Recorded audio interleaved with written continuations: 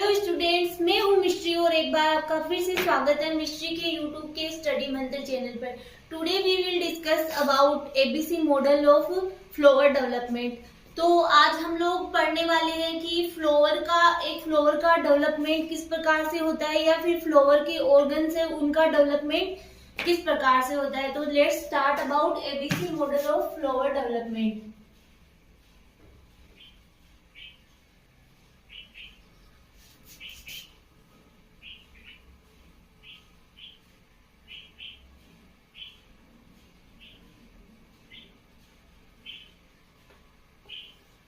सबसे पहले जैसे हम लोग जानते हैं कि कोई प्लांट है, उसके अंतर्गत क्या प्रेजेंट होता है, शूट, एपिकल, मेरिस्टेम प्रेजेंट होता है। ये कोई प्लांट, उसके अंतर्गत यहाँ पे प्रेजेंट होता है SAM। SAM का मीनिंग होता है शूट, एपिकल, मेरिस्टेम, जो कि रेस्पॉन्सिबल होता है किसी लीफ की ग्रोथ के लिए।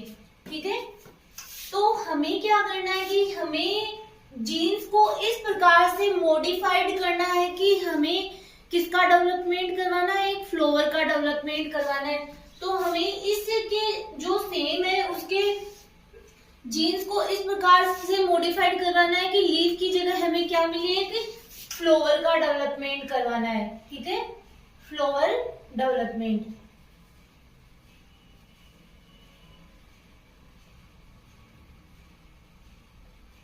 यहाँ पे जीन मॉडिफाइड, ये है लीफ प्रिमोडिया। जो शूट एपिकल मेरिस्टेम है वो लीफ प्रिमोडिया या लीफ के डेवलपमेंट के लिए रेस्पॉन्सिबल होता है।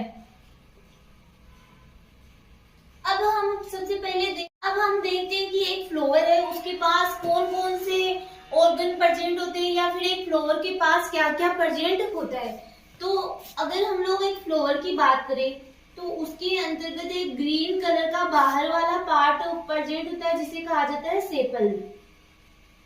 फिर अंदर हम लोग देखते हैं कि डिफरेंट कलर की उसके पेटल्स प्रेजेंट होते हैं। ये है पेटल। अब फ्लावर के पास एक तो फीमेल रिप्रोडक्टिव पार्ट और एक होता है मेल रिप्रोडक्टिव पार्ट प्रेजेंट होता है। ये मान लो यहाँ पे इसके पास प्रेजेंट है जिसे कहा जाता है कार्पल। ये फीमेल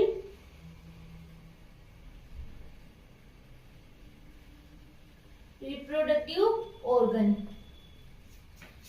यहाँ पे इसके पास एक मेल रिप्रोडक्टिव ऑर्गन प्रेजेंट होते हैं जिन्हें कहा जाता है स्टेमेन। ये यहाँ पे लिख देती हूँ मैं इसको, स्टेमेन, मेल रिप्रोडक्टिव पार्ट।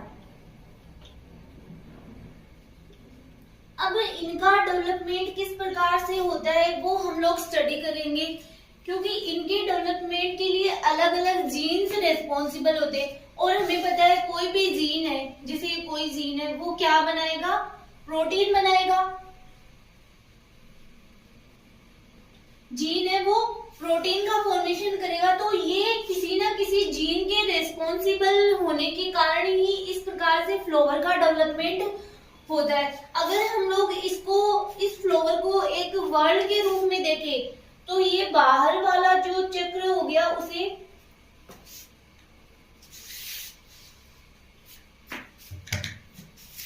जो बाहर वाला चक्र है उसे हम लोग क्या करें, सेपल। तो यहाँ पे मैं लिख रही हूँ सेपल, इसको बोल देते हैं वर्ल्ड फर्स्ट। ठीक है, नेक्स्ट इसके बाद में जो वर्ड है वो क्या है, पेटल, जिसको बोल दिया मैंने वर्ड 2।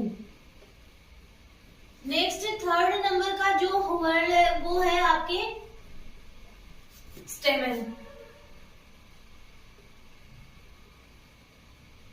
वर्ड 3। फिर फोर्थ लास्ट वर्ड है वो है आपके कार्पल, वर्ड 4। तो ये इस प्रकार से अब इनके लिए कुछ क्लासेस डिसाइड की गई, जैसे class A, class B, class C, इनके लिए कोई ना कोई जीन। अब हम जो फ्लोवर के ऑर्गन्स है उनको हमने इस प्रकार से एक डायग्राम रूप में शो कर लिया। अब हम देखते हैं इनके लिए कौन कौन से जीन रेस्पॉन्सिबल होते हैं या कौन कौन सी क्लासेस। जैसे कि हम लोग बात करते हैं क्लास ए में जीन्स आते हैं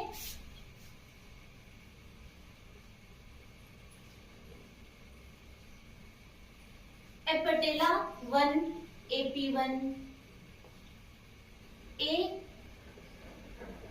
पटेला 2, AP2 से वो सिंथेसिस करेंगे सेपल और पेटल की। नेक्स्ट है class B gene. Class B gene में है ए पटेला 3, AP3,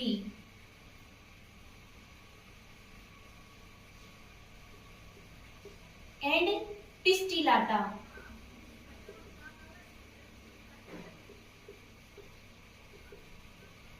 PI। ये दोनों सिंथेसिस करेंगे पेटल एंड स्टेमन की। फिर है क्लास 3 जीन। क्लास 3 जीन में आ जाएगा अगेमस। ये सिंथेसिस करेगा जिसे कि एजी कहा जाता है, stamen and last word carpel. अब हम लोग एक बात जानते हैं इसके अंतर्गत कि जो क्लास ए जीन होते हैं वो और बी जीन होते हैं वो एक दूसरे के दुश्मन होते हैं। कैसे कि क्लास ए जीन होते हैं वो इनहिबिट करते हैं क्लास बी जीन को। ये एक दूसरे के दुश्मन होते हैं कि क्लास बी जीन होते हैं वो तो इनहिबिट करते हैं क्लास ए जीन को और क्लास ए जीन है वो इनहिबिट करते हैं क्लास बी जीन को। तो ये सब एक प्लांट है अरेबिडोसिस थेलियाना, इसमें देखा गया। ये सारे जीन्स की ए क्लास बी क्लास को इनहिबिट कर रही है, ये सारी चीजें अरेबिडोसिस थेलियाना नामक प्लांट के फ्लावर्स में देखा गया है। अब हम लोग इसके अंतर्गत म्यूटेशन देखते हैं। सबसे पहले अगर हम लोग इनके वर्ल्ड की बात करें कि किस प्रकार से ये, सबसे पहले यहाँ पे वर्ल्ड 1, 2, 3 और ये आपके हो गया 4। तो वर्ल्ड फर्स्ट में हम लोगों ने क्या बोला कि किसकी सिंथेसिस हो रही है, सेपल की। वर्ल्ड 2 में पेटल की, वर्ल्ड 3 में स्टेमन की और वर्ल्ड 4 में कार्पल की। ठीक है। अब इनके लिए किस प्रकार से ये जीन रेस्पॉन्सिबल होते हैं, यहाँ पे है बी जीन, ये है ए और ये है सी। तो अगर सेपल का फॉर्मेशन होता है तो क्लास ए जीन रेस्पॉन्सिबल होते हैं, क्योंकि आप देख सकते हो पेटल के फॉर्मेशन, ओनली सेपल का फॉर्मेशन किनके द्वारा हो रहा है, क्लास ए जीन के द्वारा होता है। और फिर अगर हम लोग क्लास बी और ए की बात करें तो दोनों में पेटल आ रहे हैं, तो इसके लिए फॉर्मेशन ये दोनों जीन रेस्पॉन्सिबल होते हैं। फिर स्टेमिन की अगर हम लोग बात करें तो स्टेमिन है वो बी और सी दोनों में आ रहा है, तो स्टेमिन के लिए सिंथेसिस के लिए ये दोनों जीन रेस्पॉन्सिबल होते हैं। फिर अगर हम लोग कार्पल की बात करें जो फीमेल रिप्रोडक्टिव ऑर्गन है उसके सिंथेसिस के लिए only for class C gene responsible होते हैं। ठीक है। अब अगर हम लोग इनमें म्यूटेशन देखें, सबसे पहले अगर क्लास ए जीन में अगर म्यूटेशन हो रहा है, ठीक है, अगर क्लास ए जीन में म्यूटेशन हो रहा है तो ऑब्वियसली यहाँ पे क्लास ए की जगह कौन ले लेगी, क्लास सी आ जाएगा, क्योंकि ये तो खुश हो रहा है कि हाँ क्लास ए इनहिबिट हो गया या फिर उसमें म्यूटेशन हो गया तो मैं उसकी जगह ले लेता हूँ, तो क्लास सी जीन इसकी जगह आ जाते हैं। तो देखना, अगर if class A gene is mutated, ठीक है, तो क्लास जो ए है उसकी जगह क्या आ जाएगा, क्लास सी जीन ले लेगा। तो अगर हम लोग इस डायग्राम को इस प्रकार से बना दें, ये तो नॉर्मल है। अब हम लोग बात करें म्यूटेशन की। सबसे पहला म्यूटेशन हमने देखा क्लास ए जीन में, तो यहाँ पे म्यूटेशन में कौन सी क्लास आ जाएगी, क्लास सी आ जाएगी, क्योंकि मैंने बताया कि ये एक दूसरे को क्या करते हैं, इनहिबिट करते हैं। तो अगर हम वर्ल्ड फर्स्ट की बात करें, तो वर्ल्ड फर्स्ट में क्या बनेगा कि यहाँ पे वापस से वही डायग्राम बना लेते हैं हम, 1 2 3 और ये 4 वर्ड। तो इसमें क्लास सी जीन आ रहा है, तो अब यहाँ पे सेपल नहीं बन के क्या बनेगा, यहाँ पे बनेगा कार्पल। तो वर्ड फर्स्ट में क्या बन जाएगा, कार्पल बन जाएगा। फिर वर्ड 2 में बी और सी कौन से किसको बना रहे हैं, बी और सी मिलकर में के स्टेमेन को बना रहे हैं, तो यहाँ पे क्या आ जाएगा, स्टेमेन। यहाँ पे नॉर्मल में देखें तो क्या बन रहा था, पेटल बन रहा था, बट अगर म्यूटेशन हो जाए तो म्यूटेशन होने के बाद में यहाँ पे क्या बनेगा, स्टेमेन बनेगा, ठीक है। और फिर अगर हम लोग देखें कि क्लास 3 क्लास सी है, उसमें जो 3 वर्ड है उसमें क्या बनेगा, बी और सी जीन मिलकर के किसको बना रहे हैं, वही आपके स्टेमेन, क्योंकि पेटल तो यहाँ पे बनेगा नहीं, क्योंकि पेटल में बनाने में तो क्लास ए के भी जीन रिस्पॉन्सिबल होते हैं। तो यहाँ पे वापस से आपके क्या बन जाएगा, स्टेमेन बन जाएगा।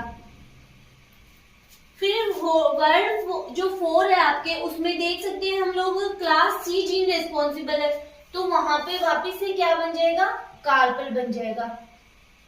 तो ये तो बात की हमने अगर क्लास ए जीन में म्यूटेशन हो जाए, ठीक है। अब हम लोग बात करते हैं कि अगर म्यूटेशन किसमें हो रहा है, क्लास बी जीन में म्यूटेशन हो रहा है। If class B gene is mutated,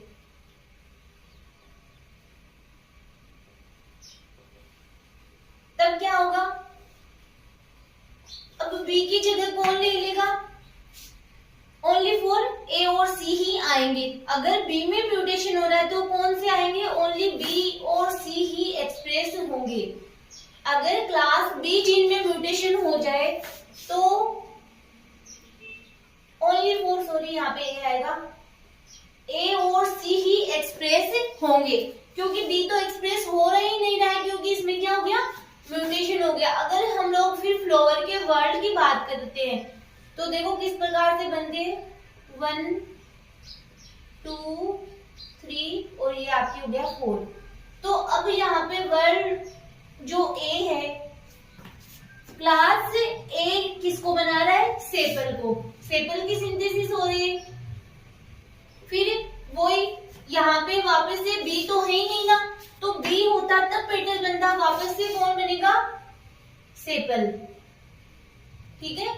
अब हम लोग अगर 3 वर्ड की बात करें, अब 3 वर्ड में भी अगर हम लोग देखें तो यहाँ पे स्टेमिंग के फॉर्मेशन के लिए बी और सी दोनों रिस्पॉन्सिबल है, बट यहाँ पे ओनली सी है, तो किसका फॉर्मेशन हो गया, ओनली कार्पल का फॉर्मेशन हो गया, ठीक है। फिर वापस से अगर हम 4 वर्ड में देखें तो वापस से किसका फॉर्मेशन होगा, कार्पल का फॉर्मेशन होगा, ठीक है। क्योंकि स्टेमिंग के फॉर्मेशन के लिए तो हम लोग देख रहे हैं कि बी की क्लास बी जीन की सिंथेसिस भी आवश्यक होती है, बट जो क्लास बी जीन है वो तो क्या है, म्यूटेट है, ठीक है, उसमें तो म्यूटेशन हो गया, तो किसका, ओनली ए और सी ही एक्सप्रेस होंगे। नेक्स्ट अगर हम लोग 4th की बात, अगर हम लोग बात करें कि अगर क्लास सी जीन में म्यूटेशन हो जाए, तो मैं यहाँ पे लिख देती हूँ, class C gene is mutated, ठीक है। तो यहाँ पे सी म्यूटेट हो रहा है, तो यहाँ पे कौन सा जीन आ जाएगा, ए जीन का एक्सप्रेस होगा। तो यहाँ पे क्या हो जाएगा, देखो यहाँ पे अब ये ए जीन खुश हो रहा है कि क्लास सी है वो तो म्यूटेशन हो गया उसमें, तो ये अपना एक्सप्रेशन करेगा। क्यों? क्योंकि ये एक दूसरे को क्या करते हैं, इनहिबिट करते हैं। तो अगर हम वर्ल्ड फर्स्ट की बात करें तो वर्ल्ड फर्स्ट में क्या होगा, ए, तो किसका फॉर्मेशन होगा, सेपल का फॉर्मेशन होगा। फिर अगर यहाँ पे ए बी जीन है, ठीक है, वर्ल्ड 2 की बात करें हम लोग तो किसका फॉर्मेशन होगा, पेटल का फॉर्मेशन होगा। फिर वापस से यहाँ पे किसका फॉर्मेशन, अब वापस से यहाँ पे ए बी जीन ही है तो ए और बी मिलकर के किसको बनाएंगे, पेटल को बनाएंगे। ठीक है, अब यहाँ पे वापस से सी तो है ही नहीं ना, क्योंकि सी में तो क्या हो गया, म्यूटेशन हो गया। तो यहाँ पे एक जो ए जीन है वो किसको बनाएंगे, सेपल को बनाएंगे। तो वापस से यहाँ पे किसका फॉर्मेशन हो जाएगा, सेपल का फॉर्मेशन हो जाएगा। तो ये आपको म्यूटेशन आई थिंक इजीली समझ में आ गया होगा कि सबसे पहले आपको ये वाले लर्न करने होंगे। क्लास ए और क्लास बी और क्लास सी के जीन से वो फ्लावर के कौन कौन से ऑर्गन्स को बनाते हैं या फिर कौन से ऑर्गन की सिंथेसिस करते हैं। तो ये था आज का टॉपिक, फ्लावर ऑर्गन और म्यूटेशन इन अरेबिडोप्सिस थेलियाना प्लांट। अगर आपके ऐसे आ जाए कि म्यूटेशन इन अरेबिडोप्सिस थेलियाना, तो आपको ये डायग्राम बना के फिर आपको ये समझाना होगा या नोट डाउन करना होगा। नेक्स्ट लेक्चर में नए टॉपिक के साथ फिर मिलेंगे।